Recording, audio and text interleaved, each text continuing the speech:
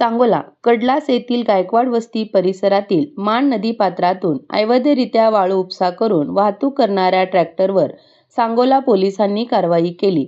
या कारवाईत सुमारे 4 लाख रुपये किमतीचा Mahindra 575 DI tractor, dumping trolley आणि एक ब्रास वाळू असा एकूण 4,07,000 रुपयांचा मुद्देमाल जप्त करण्यात आला। पोलिसांनी दिलेल्या माहितीनुसार 14 ऑगस्ट 2026 रोजी रात्री सांगोला पोलिसांचे पथक अवैध धंद्याविरोधात पेट्रोलिंग करत असताना कडलास येथील गायकवाड वस्ती परिसरात मान नदीच्या पात्रातून ट्रॅक्टरच्या साहाय्याने अवैधरित्या वाळू उपसा होत असल्याची माहिती मिळाली। माहितीच्या आधारे पोलीस पथक घटनास्थळी जाऊन पाहणी केली असता रात्री सुमारे 11 वाजता वाळू भरलेला ट्रॅक्टर आढळून आला। पोलिसांनी ट्रॅक्टर थांबवून चालकाशी चौकशी केली। चालकाने आपले नाव विशाल संभाजी गायकवाड, वय वर्ष 26, राहणार गायकवाड वस्ती, कडलास, तालुका सांगोला, जिल्हा सोलापूर असे सांगितले।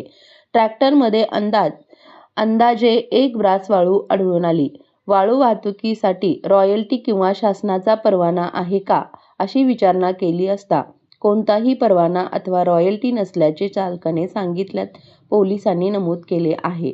या कारवाईत बिगर नंबरचा लाल रंगाचा Mahindra 575 DI tractor, dumping trolley आणि अंदाजे एक ब्रास वाळू असा एकूण 4,07,000 रुपयांचा मुद्देमाल पोलिसांनी ताब्यात घेतला असून तो सांगोला पोलीस ठाण्यात आणण्यात आला आहे। या प्रकरणी ट्रॅक्टर चालक विशाल संभाजी गायकवाड यांच्या विरुद्ध कायदेशीर कारवाई करण्यात येत असून शासनाची रॉयल्टी न भरता व परवानगी न घेता वाळूचा अवैध उपसा व वाहतूक केल्याचा आरोप पोलिसांनी केला आहे।